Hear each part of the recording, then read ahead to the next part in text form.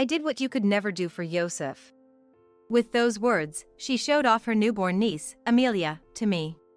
Seeing me struggle for words, Yara wore a triumphant smile. "Doesn't she look adorable, just like Yara? I bet she'll be a model or an actress someday." My betraying husband, Ysep, then added an insult to his remark. "Time to head home, I guess. We've been able to show our happiness to the single Kayla over here, so it's been quite a satisfying today." Ysep exchanged a sly glance with Yara, both grinning deviously. What did they think of children? Were they just tools to flaunt in front of me, who couldn't have kids? Their attitude was pushing my anger to its limits.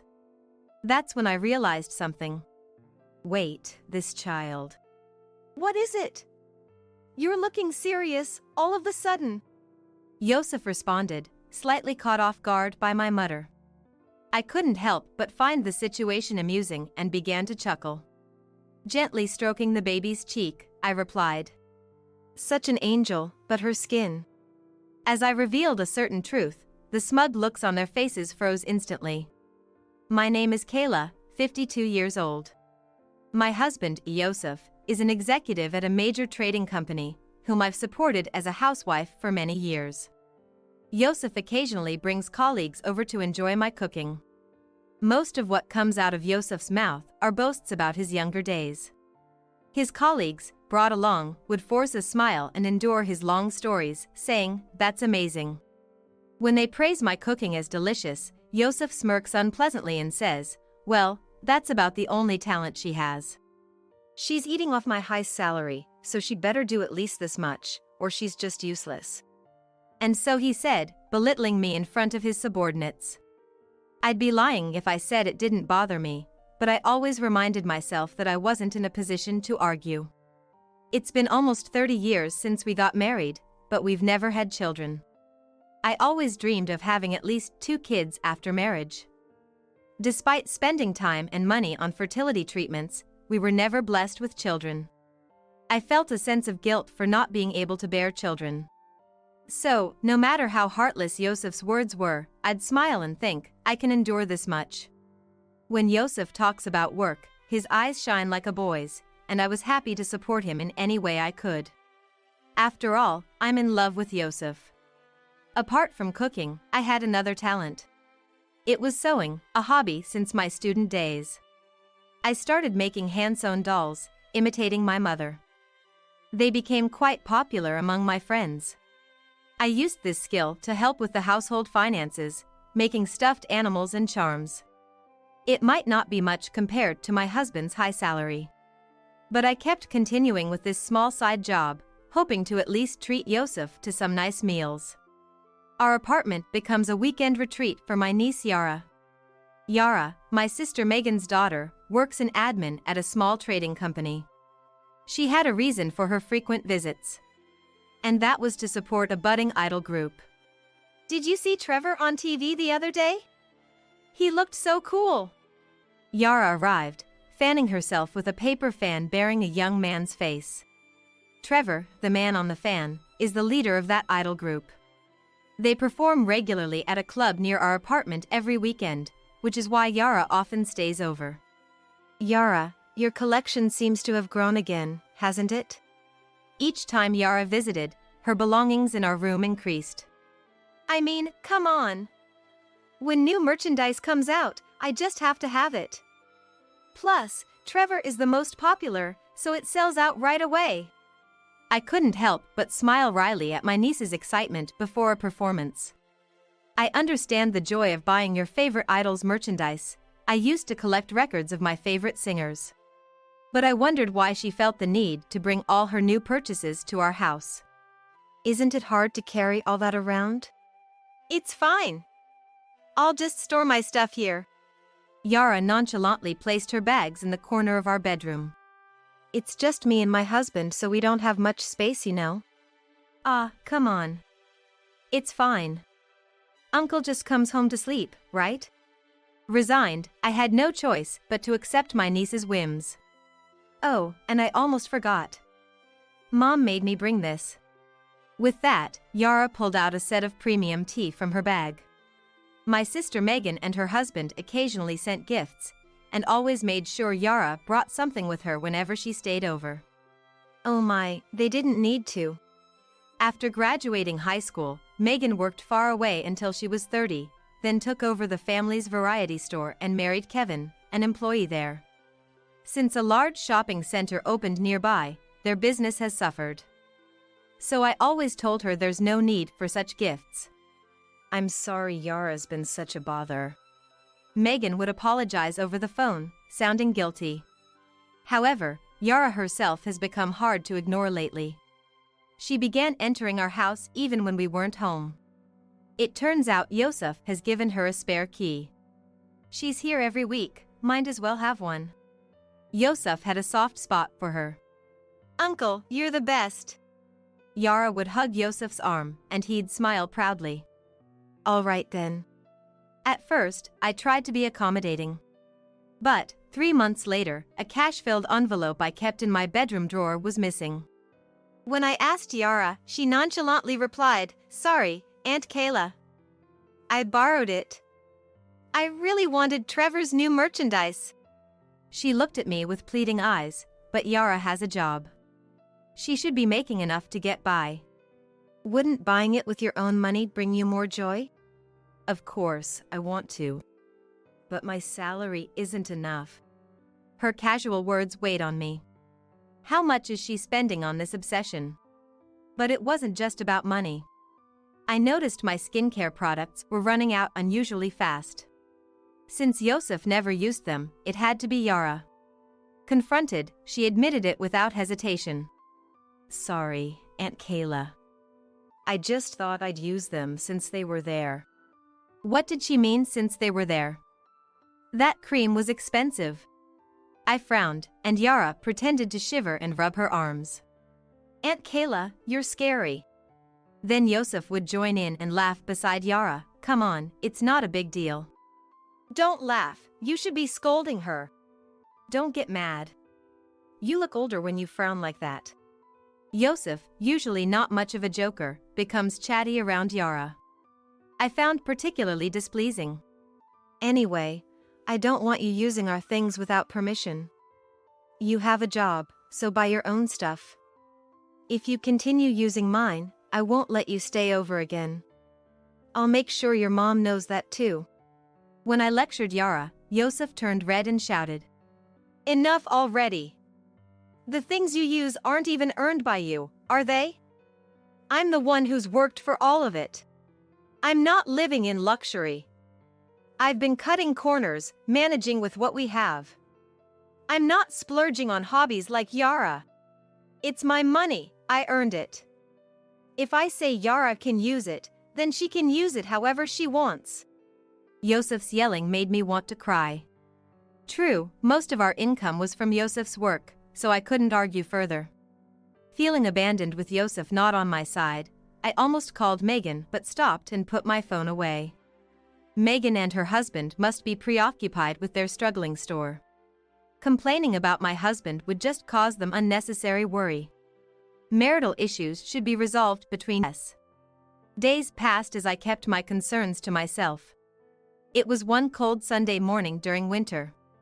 A friend from my student days invited me out, so I decided to wear a fur coat I had never worn since purchase. I told Ysep about it beforehand. I plan to be back by evening, but if I'm late, could you start dinner? Just reheat yesterday's leftovers in the microwave. Don't worry about me. Take your time and enjoy yourself. He said, so smiling as he saw me off. Ysep, who usually belittles me in front of his subordinates, was kind and considerate when it was just us. I felt genuinely happy to be married to him. But as I arrived at the station, my friend called to cancel. Sorry. My husband's thrown out his back and can't move. I hate to do this, but can we reschedule? That's okay. Next time, you're treating me to fancy French cuisine. After jokingly dismissing my friend's repeated apologies over the phone, I wondered what to do, trying to come up with a plan for the day, but nothing particular came to mind. There's nothing else to do, I guess I'll go back home to Ysep. I stopped at the supermarket to pick up ingredients for lunch, thinking of making a warm stew for Ysep. As I opened the door, I was hit by a wave of heat and a scent of strong perfume. I noticed Yara's coat, a common sight on weekends. "Yara, are you here?" No answer. No one was in the living room. Strange, where could they be? I could sense someone was home, so they hadn't gone out. I stored the groceries and decided to look around the apartment. I could hear Ysep snoring from the bedroom. Was he taking a nap this early? I didn't understand much about Ysep's job, but being an executive must be tough during the week. So, I thought to let him rest on his rare day off. When I opened the bedroom door to see Ysep, I was met with a shocking sight. On our bed, usually shared by Ysep and me, lay Ysep and Yara, both naked and asleep. They were unaware of my return, lost in deep slumber. "Ysep," I called out in a faint voice. More than anger, I felt a profound disappointment in my husband. After calling a few times, Ysep finally opened his heavy eyelids. "Kayla? You're back early." He seemed groggy and closed his eyes again. "Yara, I'm home." Yara, stretching and slowly sitting up, noticed me and shook Ysep to wake him up. Uncle, wake up. We got caught." She spoke with a mischievous grin, like a child found while playing hide and seek. Ysep sat up lazily, sighing, "So, we're caught, huh?" and yawned nonchalantly. "What's the meaning of this?" Confronted with this betrayal, I even forgot to express my anger. "Well, as you see, we're involved, that's all. Both of you, get dressed right now." Surprisingly calm, I instructed the two. 2 hours later, my husband's parents and Megan's family arrived at my request. "Sorry, Megan, Kevin, to bother you at this busy time. Don't worry about us. This is a serious matter." Megan comforted me, casting a cold glare at Ysep and Yara. "What is the meaning of this? Explain yourself." She scolded at Yara, who only sighed and avoided eye contact. And to my surprise, she was checking the latest Idol group updates on her phone. "This is not the time for that," Megan scolded, snatching the phone away. Yara just clicked her tongue. "Kayla, I'm so sorry for what our foolish son has done." Emily, my mother-in-law, tearfully apologized. Both in-laws were over 80, and it must have been hard for them to come in this cold. "Do we really need to drag these old folks into this?" Ysep complained. John, my father-in-law, slammed the table. "Do you have no sense of responsibility? Ysep, after such a terrible betrayal to Kayla. You're unbelievable," Emily said in dismay. "Ysep, how could this happen? Can you give me a satisfying explanation?" "No need to explain. Any man would prefer a young and cute girl like Yara over an old lady like her, right? As a man, I'm ashamed of you," John shouted at Ysep, who showed no remorse, his face turning red with anger. "Yara is no better. How could you hurt Kayla, who's always been so kind to you? Where did we go wrong?" Kevin, usually quiet, sighed in dismay. "It wasn't Aunt Kayla who took care of me, it was Uncle Ysep. He buys me whatever I want. He even lets me use all the cosmetics and bags in this house. So different from Aunt Kayla, who's so petty." "Yara, apologize to Kayla." "No way. Why should I apologize to her? I don't need an apology. Even if you did, it wouldn't repair my relationship with Ysep." I spoke calmly. I reflected on the 30 years I had devoted to Ysep, enduring his belittling behavior because I believed he loved me. But his betrayal shattered everything I had held dear. "Let's get a divorce. There's no other option." "Is that what you want, Kayla?" Megan asked, and I nodded firmly. "Thanks, Kayla. Now we can marry openly," Ysep said, hugging Yara. They gazed at each other, unconcerned about the family's presence. "On the way here, Dad and I decided, if you showed no remorse, we would disown you today," Megan said to Yara, her voice tinged with anger and sadness. "That's fine. I don't need you guys anymore. I have Uncle Ysep now." "Then it's decided. Don't ever cross our doorstep again," Kevin declared firmly. "Ysep, we too have decided to disown you today." Megan's family and my in-laws apologized to me before leaving in a somber mood. Afterward, my divorce from Ysep was finalized. The divorce mediation, handled by lawyers, granted me compensation from both Ysep and Yara. Ysep, not wanting to burden Yara, paid both their shares in full. Within a month of our divorce, Ysep remarried Yara. "I'm an executive at a major trading company. I can afford it. You can have all the marital assets," Ysep boasted, relinquishing his shared property. Despite his pride, he seemed to be struggling financially after paying both settlements. But he was a stranger to me now, so I focused on moving forward. I returned to my family home and began helping at Megan's variety store. Both my elderly parents were in a care facility. I took over the shop when Megan and her husband visited them. "Sorry for always making you help out. It's me who should be grateful. I can't expect to be fed without doing anything." Megan and her husband always looked out for me after what I had gone through. Mostly out of concern for the mistake their daughter had made. Their feelings were so apparent that I felt more apologetic than they did. That summer, 3 years after I had returned home, Ysep and Yara unexpectedly appeared before me. "Why are you here?" I was stunned to see them smiling as they entered the shop. "It's been a while, Aunt Kayla," Yara greeted, holding a newborn baby in her arms. Seeing the baby, I was at a loss for words. Since Yara was holding the child, it must be her baby. That would mean the father is, of course, Ysep. Seeing my speechlessness, Yara wore a triumphant smile. "I did what you could never do for Ysep," she said, playing with the baby. She now called Ysep by his name, not uncle anymore. That reality shook me deeply. Then Megan and her husband returned. "What are you doing here after all this time? Is that how you greet your daughter who's just returned home after 3 years?" Yara retorted, showing off the baby. "Look, Mom. Our child, Amelia.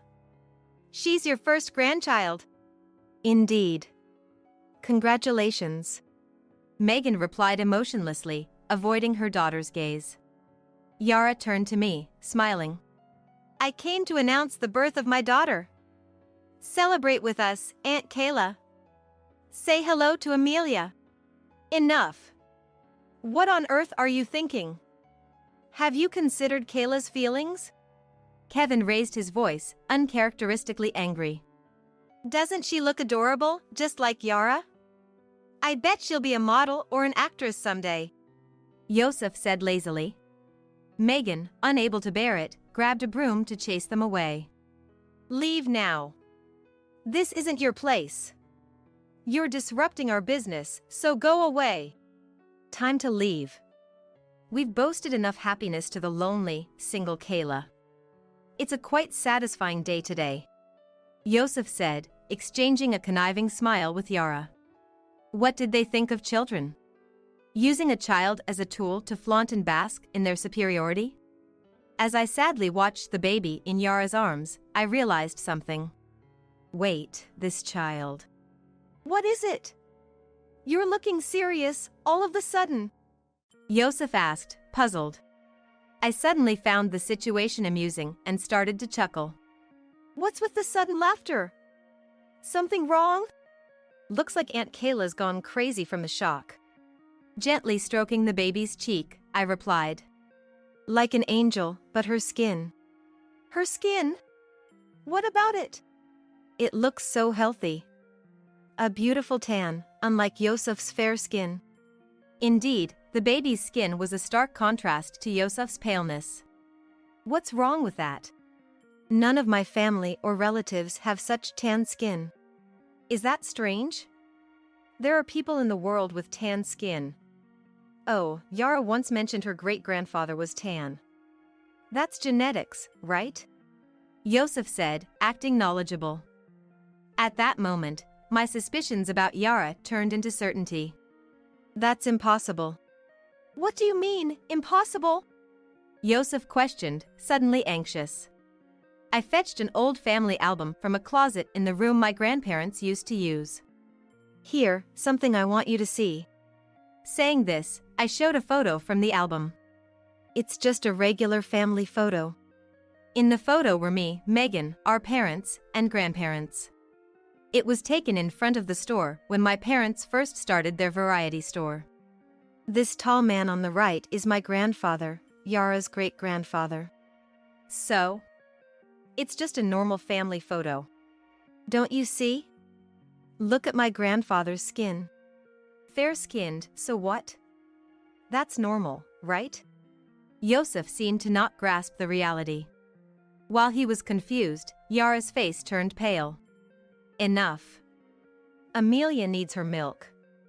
Let's go. Yara urged, tugging at Ysep's shirt.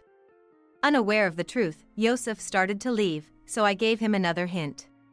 There's no one with tan skin in my family, not just my grandfather. No relatives either. Wait, does that mean? Finally, Ysep seemed to understand what I was implying. That means the likelihood of you two having a tan child is 0. I said emphatically. Ysep started shaking. It's a waste of time being here. Let's go home. Yara hurried him, but Ysep, now understanding, didn't move. He turned to Yara, questioning her sternly. What's this about? Our child shouldn't be tan. Then whose child is this?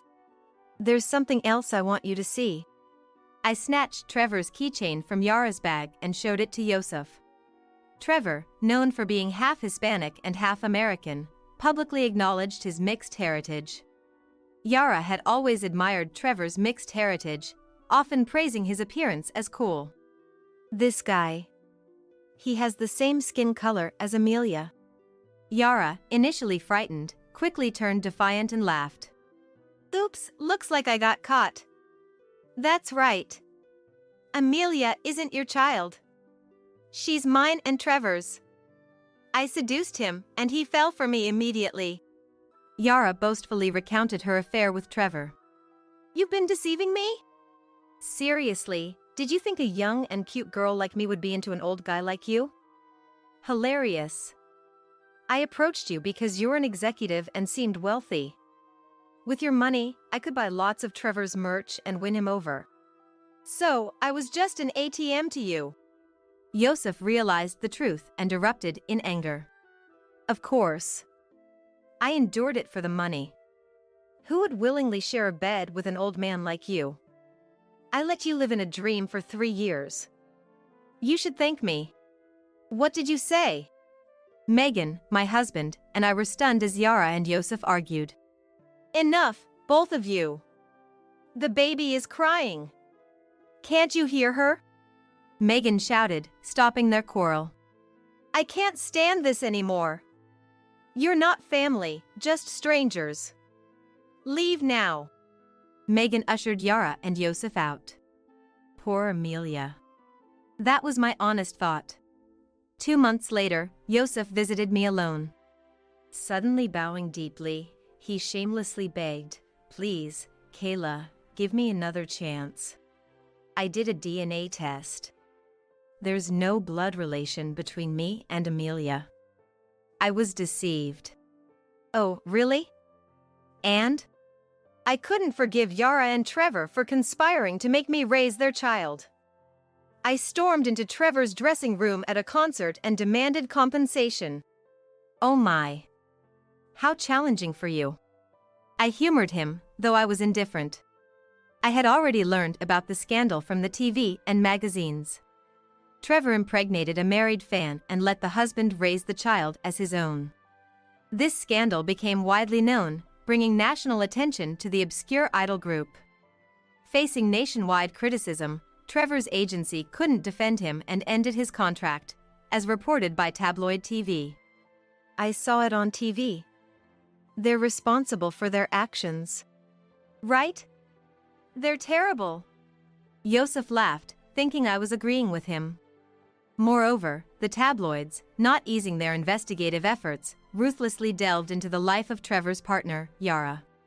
Astonishingly, it was revealed that Yara had been physically involved with multiple men besides Trevor, earning money from them. Apparently, her goal was to financially support Trevor. You see? I'm just another victim deceived by them. So please, let's start over again. I decline. As Ysep tearfully begged, I replied emotionlessly. I called Kevin from the back of the store to escort Ysep out. If you keep bothering Kayla, we'll call the police. Kevin's firm warning sent Ysep away, dejected. A month passed. Though the media frenzy had subsided, reports about Trevor and Yara continued. Trevor, ousted from the group, was reportedly exploiting Yara for money. Yara started working at a nightclub to make ends meet. Raising a child was proving difficult for Yara and her strained finances. In the end, feeling sorry for Amelia, Megan and her husband decided to take her in and raise her. There's been a lot, but she's still our granddaughter. That's right. The child is innocent. The couple cared for Amelia while managing their store. As for me, I left home to fulfill my dream of opening a sewing class. I couldn't just keep relying on Megan and her husband forever. Megan told me I could stay as long as I wanted, but when I mentioned that I had things I wanted to do, she happily encouraged me to pursue them. Amelia's first birthday was approaching. What should I gift her? Partially to see Amelia and partially to visit Megan and her husband, I still occasionally stop by the family store.